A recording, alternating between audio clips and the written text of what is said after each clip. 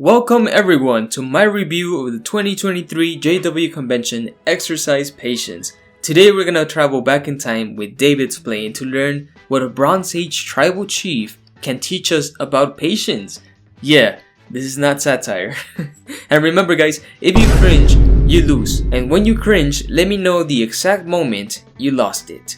You know how it goes, smash the subscribe button, like the video if you like it, so you don't miss out on future rebuttals coming your way. It only gets worse from here, believe me. Ready? Set? There is an ongoing need for volunteers at Bethel or on theocratic construction projects. Of course there is. I just noticed that this guy really looks like Elliot from Breaking Bad. Except instead of founding a multi-billion-dollar company, he performs unpaid labor for a cult. Minor difference. Ooh, now we get a dramatic Bible reading from Daddy Splane himself. Last time we had David on the channel, he was spewed absolute nonsense about the formation of the biblical canon. Go check it out, we absolutely destroyed his talk. I can't wait to see how he butchers the David story with his own speculative ideas. Do you face ridicule, opposition, or persecution? No, David, and neither do you. Except maybe for ridicule. We probably get a lot of that from YouTube, but that's totally on you. Are you trapped in a difficult situation in which there seems to be little you can do to change your circumstances? If so, you are not alone. The Bible tells us that David experienced these things. Let's consider 3 events that occurred during that period in his life. The first happened in the wilderness of Engedi, a place of rough mountains, honeycombed with roomy caves. King Saul, consumed with envy and hatred, chased after David, intent on killing him. Then came a surprising and unexpected situation.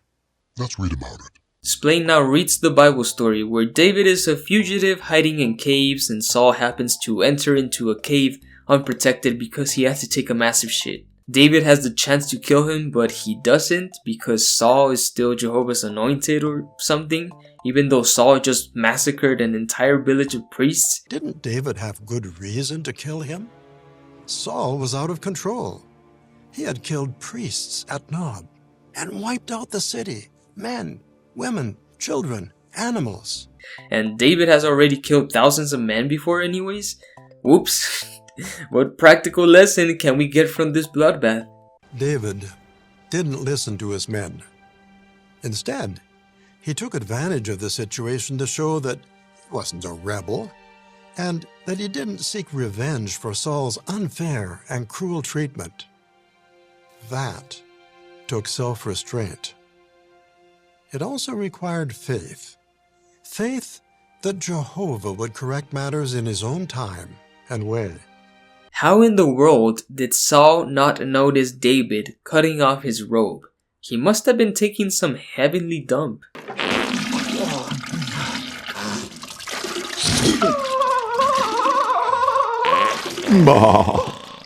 His thinking is reflected not only in what he said to Saul, but also in what he wrote in Psalm 57. Verse 3 of that psalm says, "Jehovah will send help from heaven and save me. He will frustrate the one snapping at me." Why didn't Jehovah save the 85 priests of Nob and their families from the wrath of Saul? I don't know. I guess the priests didn't have plot armor like David did. We at times may find it difficult to exercise patience, especially when we're suffering unjustly. Often, we can do little to change things. But what if an easy way out presents itself? We should be like David, who first considered Jehovah's viewpoint. Sometimes we should act, but sometimes it's best to wait for Jehovah to correct matters in his due time. Like when a child is abused in your congregations? That's what you directed people to do. Leave it in Jehovah's hands instead of, going to the police? So the governing body is the one who decides when you should fix problems and when you should just toss your hands in the air and do nothing. Is your government oppressing you?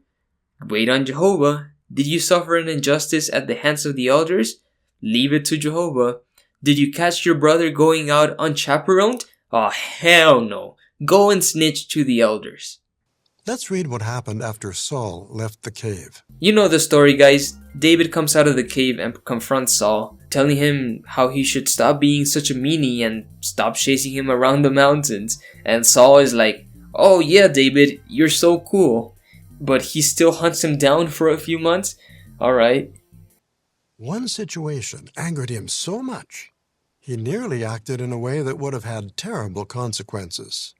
Let's read about it. Next we get the story of Nabal, a drunk bastard who didn't give David any food even though David's men had been protecting his sheep from robbers. So David is like, I'ma end his drunk ass. And then Abigail, being a normal woman not wanting to die, bribes David with food and stops him from murdering her entire family. Good thing Nabal was not a Moabite or an Amorite, because David would have been completely justified in destroying his village and keeping all his stuff, according to Jehovah. This was wrong. Nabal was a despicable man, but while David deserved compensation for the protection he'd given to Nabal, he had no legal right to Nabal's property. And there was absolutely no reason to murder an Israelite brother and his entire household. David had already killed thousands of Philistine men, and he slept just fine. The only difference this time was that Nabal was an Israelite, and killing him was apparently a big no-no? Give me a break. Abigail reminded David of these important truths. Jehovah would correct the wrong, and David should not avenge himself. Her appeal mirrored David's reason for not going against Saul at Engedi. Perhaps she'd learned about how David had spared Saul's life in the cave. The Bible does not say that. Abigail's message? Be patient. Let Jehovah sort things out in his own time and way. About 10 days later, Jehovah struck Nabal, and he died. Afterward, Abigail became David's wife. Why is Abigail treated like property here? Oh, Jehovah just killed my husband. I guess I absolutely have to belong to another man now. She's just being passed around like an old Nintendo game. He recognized that Jehovah would deal with Saul. Once again, he waited on Jehovah to correct the situation. Next, David has another opportunity to kill Saul, but he lets him go. Why? Because Saul was still Jehovah's anointed. Life was stressful for David during the years he lived as a fugitive, but he never became impatient with Jehovah, and he did what he could under the circumstances. As he was living among the Philistines, for example, David seized the opportunity to protect Israel by attacking the nation's enemies. That's a huge understatement, Splane. 1 Samuel 27 tells us that David lived among the Philistines for 1 year and 4 months, and he systematically destroyed entire villages, including women and children, and stole all their livestock for himself and his men. David was a full-blown terrorist. What a beautiful biblical example. Am I right? When we face difficulties, we too can make the best of our situation by doing what we can, confident that Jehovah will bring relief at the best possible time. Eventually, David did become king, and he reigned for 40 years. Toward the end of his life, he wrote Psalm 37. Daddy Splane conveniently leaves out decades of David's life, which were absolute shit. Like how David steals Uriah's wife, and this causes Jehovah to basically curse him and his entire family for life. His unborn baby is killed, his son Amnon gets into some Sweet Home Alabama shenanigans with his sister, ripping the entire family apart, and his son Absalom tries to take the throne from David.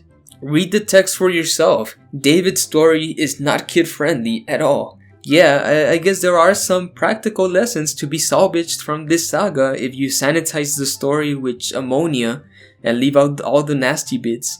So let's see, Daddy Splane, what practical lessons can we learn from this beautiful Bible story? Keep silent before Jehovah and wait expectantly for him. So that was the lesson of this 30-minute talk. Wait on Jehovah to fix things on his due time.